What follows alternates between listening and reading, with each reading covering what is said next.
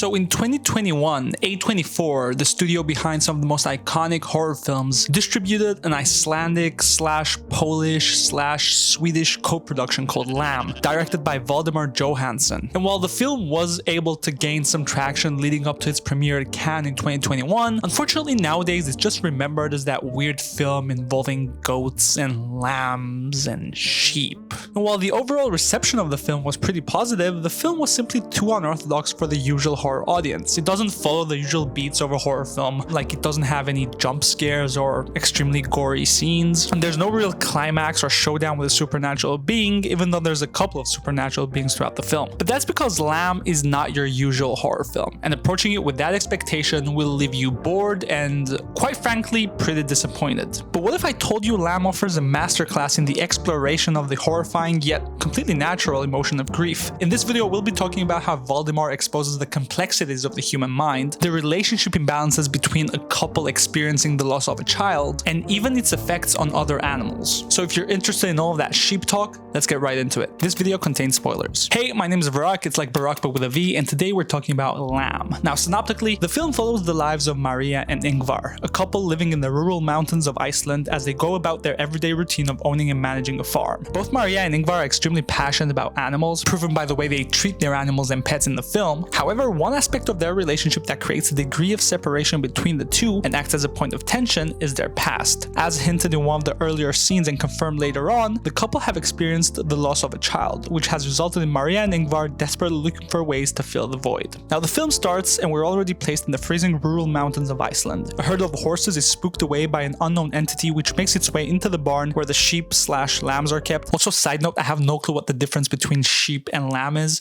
so throughout the rest of this video I'll be using that interchangeably. This unknown entity then proceeds to impregnate one of the lambs, and that's pretty much what sets in motion the rest of the story. Now, one thing that's noteworthy about this scene, and it's something that Valdimar does multiple times throughout the film, so it makes sense that we experience it at the beginning of it as well, is that he communicates human emotions through the animals. For example, when the sheep hear the unknown entity growling at the door of the barn, Valdimar captures the sheep's sudden head twist, similar to how a human would react in this situation. This tension is then further developed when we see the sheep desperately trying to make their way out of a tiny opening, similar to panicking humans trying to exit a cramped space. We then get to see what a day in their life looks like. Maria and Ingvar split the responsibilities of the farm. Ingvar feeds the sheep and Maria drives a tractor, which, to be completely honest, I'm not sure what it does, but then again, I've never lived on a farm, so. We also see them both assisting their lambs in the lambing process. Apparently that's what it's called when they're giving birth. But while this scene isn't necessarily crucial in the development of the plot, it allows us to gain an understanding of the relationship between the humans and their animals. We see them smiling when they witness the motherly connection between the sheep and their newborn lambs, which indicates a degree of satisfaction, at least with their lifestyle. This scene also introduces us to two of their pets, an extremely well-trained border collie who acts as an assistant, and a quiet house cat. Valdimar does a great job of communicating a sense of isolation, peace, and purpose in the sequence of these shots without necessarily using any dialogue. He focuses on the framing of the shots, the quietness, and makes use of the breathtaking Icelandic geography to show us how small Maria and Ingvar are compared to the landscape. Another thing I noticed throughout the film is how rarely Maria and Ingvar are framed together in a shot. What Valdimar seems to do quite a lot is focus on one of them at a time, and that's for good reason. For example, Ingvar's feeding the sheep while Maria's driving the tractor. During dinner, Ingvar brings up the topic of time travel, which he read about in a magazine, claiming it's theoretically possible. He makes it clear that he's content with their current lifestyle and he's not too bothered about going to the future, to which Maria responds by saying it should be just as easy to go back in time. Now, this scene is extremely crucial for a few reasons. First of all, as mentioned before, this is the first time we get any information about their past. Sure, we don't get much, but by the tone of this conversation, we automatically associate some sort of trauma to their past. In addition to that, we witness a degree of disconnect between the two. Ingvar thinks of time travel in terms of seeing the future, whereas Maria's preoccupied with the idea of going back in time. One's moving forward and hoping versus the other one who's going back and fixing mistakes. This disconnect between the two is felt multiple times throughout the film, and it's not always communicated through dialogue. I remember feeling like a lot of their interactions were pretty awkward the first time I watched this film, and I wasn't quite sure why that was. We also see them taking care of the farm in shifts, which minimizes the time spent together, resulting in further isolation of the characters. But even when they are together, prior to the turning point that's coming up, they seem to just talk about work. For example, they talk about the farm doing better compared to the previous years, and that the tractor is making a weird sound. So far, we have no sense of love or affection between the two, which makes it hard to believe that we're witnessing a married couple. Their relationship feels more like working buddies, if you will. But all of that changes when the next lamb gives birth. Similar to the rest of the births, Ingvar and Maria help with the process. However, there seems to be something special about this baby lamb. Maria's motherly instincts kick in and she immediately swoops it up like a human baby. Over the coming days, we see her nursing it indoors, unlike the rest of the baby sheep, almost like it has some sort of like disability or struggle that requires special care, feeding it with a makeshift bottle and paying extra attention to it while it sleeps. Now, this sounds like a pretty stressful situation. Let's say you do have a farm and one of your animals that you're really passionate about gives birth to a baby lamb that requires special attention, and at the same time you have a pretty weird kind of dynamic with your husband. That would be my final straw. But in this film, something very interesting happens. From this point on, Maria and Ingvar start getting closer together. It's almost like Ingvar's fallen back in love with her. For the first time, we see Ingvar kissing and hugging his wife, and from here on out, just things keep getting weirder. We see Ingvar getting a baby's crib from the shed, which A, provides more proof that they have some sort of traumatic history involving a child, but also raises some serious questions about their obsession of taking care of this lamb. The lamb already had a makeshift bed in the house. Surely you don't need a bigger bed for an animal that's supposed to be living outside, right? Wrong. They actually put the crib by their bed to have the baby lamb sleeping next to them. And before you rush to the comments to tell me it's not that weird to have a disabled baby lamb sleeping in the crib by your bed, we see Maria humming lullabies to it. And I know what you're thinking, okay, what's Ingvar's response to this? He actually seems pretty on board with it. Other than that one scene where he breaks down in his tractor, implying that perhaps he feels something is off with his wife, he's pretty supportive. But not everyone is happy for the couple and their new baby. More specifically, the lamb that gave birth to it is pretty adamant about having a relationship with her baby. And this is one of the most interesting aspects of this film. Maria and Ingvar are both annoyed by the lamb's attempts to reconnect with the baby lamb. And in case you were wondering how this lamb is gonna get back her baby since it can't speak or physically get it back, all it does is just stand outside their window and behaves. Almost like it's complaining. And as ridiculous as that sounds, this creates an underlying sense of tension between the couple and their animals, which stands in contrast with the overwhelming sense of empathy they had towards them in the beginning of the film. And this tension just keeps on building. We see the couple going about their day and hearing the bays in the background. We also get this one shot of their pet cat that's completely weirded out by how they're acting and how they're behaving towards this baby lamb. But the mother lamb wouldn't give up that easily. The following day, while Maria and Ingvar are out taking care of the farm, she somehow lures out the baby lamb, which by the way, they've named Ada. That's ADA. And what's interesting is that we don't see this happening on screen. Instead, we get to see the distressed response of Maria and Ingvar when they return home and realize their baby lamb is missing. They panic and go out looking for it, similar to how a couple would react if they lost their human baby. This is the scene that kind of solidified for me the seriousness of the situation for this couple. Up to this point, it's pretty hard for the viewer to comprehend whether or not the couple is just ignoring the fact that they're taking care of a baby lamb and not of a human, or whether this is some sort of like coping mechanism for them. They're just sucked into the situation and are doing everything they can to fill the void which was left behind by the loss of their daughter. Eventually, they find the baby lamb along with its biological mother somewhere in the Icelandic mountains. Ingvar wastes no time and takes off his jacket to warm up Ada, and the couple walk away with her in their arms. The biological mother, however, can't physically hold them back, but she does make sure to follow them, baying constantly, and Maria has had enough.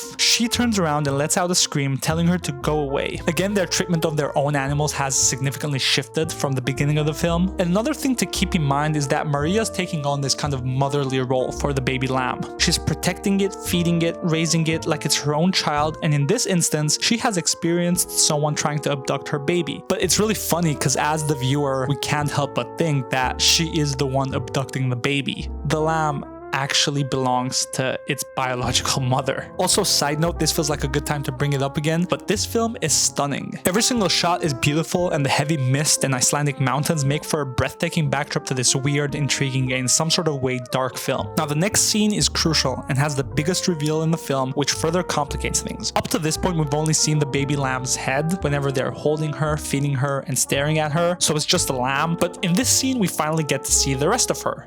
And turns out she's human. And not in a, oh, she was human all along, but we kept seeing her as lamb. No. She's half human, half lamb. And at first glance, this is absolutely ridiculous. And even though it's kind of cute, you can't help but just laugh at it. And I think that's kind of the point. The more we see her later on in the film, the more ridiculous it gets. And that kind of adds to the overall theme of grief and how individuals going through it might sometimes turn to things that seem irrational to outsiders. In this case, it doesn't just defy the laws of logic, but nature as well. Another realization I had after watching this a second time is that it never gets dark, which makes it really hard for the viewer to keep track of time. But then again, a lot of things we see on screen feel like a fever dream, so I guess it works together. But going back to Ada being half lamb, half human, it raises the question of whether or not Maria's justified for being so protective of her. I mean, her biological mother surely can't take care of a half-human baby, right? But then again, Maria's kind of inflicting pain on another mother to feel better herself. We then get introduced to the fourth character, Ingvar's brother, Peter, who's abducted by a group of thugs and gets dropped off in the mountains, I guess. I'm pretty sure I missed something here, but I couldn't figure it out. Anyway, as Peter casually makes his way to his brother's farm, we get some big developments back at the household. Maria wakes up in the middle of the night, or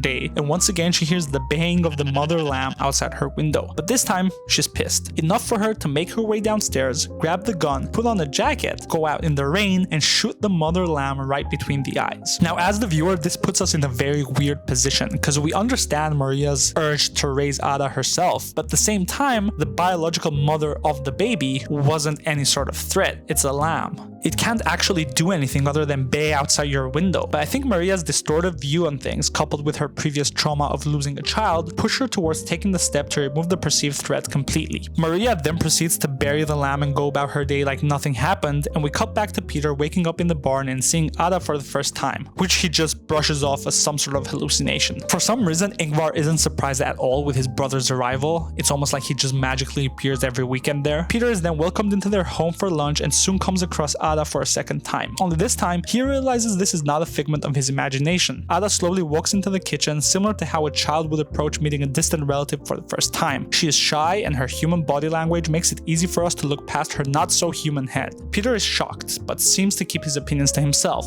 at least for now. He's not sure what he's walked into, but quickly picks up on his brother's and Maria's approach of pretending like nothing's wrong. As the day goes by, Peter seems deeply troubled by what he's witnessed. He sees Maria playing with Ada in the bath, similar to how a parent would with their child, and feels it's time to confront his brother about it. Ingvar's response, however, is not what he expected.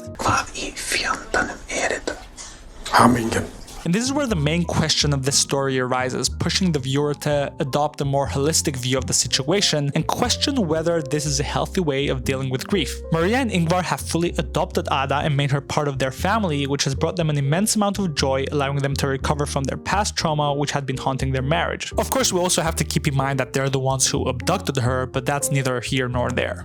Also, I'm not sure what that phrase means, but it feels very appropriate using it in this context. Peter represents the general population, perhaps how someone from the city would react if they came across his family. As long as Maria, Ingvar, and Ada live in the rural and isolated mountains of Iceland, are they really doing anything wrong? Peter continues to press Ingvar about it, but he clearly states that he's not willing to talk about it, and states that if Peter wishes to stay, he needs to accept their family dynamic. There's also a good point to mention how the other pets in the house perceive Ada. For example, their pet dog seems just as confused as Peter, and the night Maria killed the mother lamb, the dog picked up on her aggression after she picked up the gun. We also see the cat and the dog a little later on, showing signs of alertness and worry, implying some sort of danger heading their way, but we'll get to that later. Anyway, just when you thought things couldn't get any weirder, they do. Peter approaches Maria and attempts to flirt with her somehow, perhaps suggesting that the two have had a romantic past. He mentions seeing her in the bath and implies Maria purposefully left the door open so he would look. Maria seems taken aback by this, to which Peter calls her out for playing house with that animal.